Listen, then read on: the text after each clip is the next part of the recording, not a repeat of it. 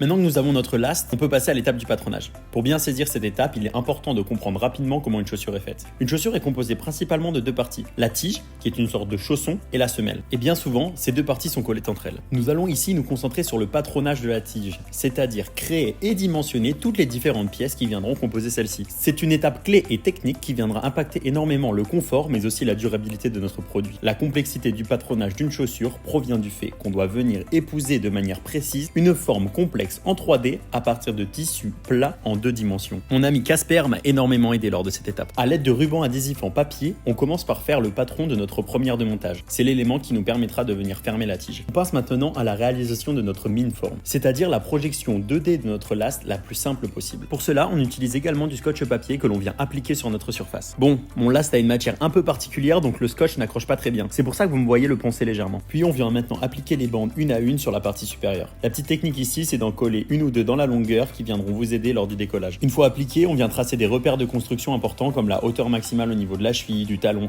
et on place des repères communs entre la partie de droite et de gauche qui nous serviront par la suite. On découpe l'excédent et on vient décoller la seconde peau depuis le centre de notre last, puis la placer sur une feuille cartonnée. L'important ici est d'obtenir la surface la plus plate possible et d'éviter les plis. C'est pour cela qu'à l'avant du pied, on vient faire des petites entailles pour nous aider à garder une forme plate. Puis on découpe le résultat et on vient le redessiner sur une feuille. On effectue la même opération avec l'autre côté et on utilise nos repères précédemment placés pour aligner les deux éléments. Finalement, on vient utiliser nos deux parties comme des pochoirs pour superposer les lignes. On peut voir que certains traits sont identiques et d'autres non. Pour des faibles différences comme à l'arrière du pied, on trace une ligne moyenne au milieu, mais quand l'écart devient trop important comme sur la partie latérale, on est obligé de différencier les pièces. Finalement, c'est cet écart qui est en partie responsable de la différence entre un pied droit et un pied gauche au niveau de la tige. Je vous retrouve dans la prochaine vidéo dans laquelle on réalise notre tout premier prototype.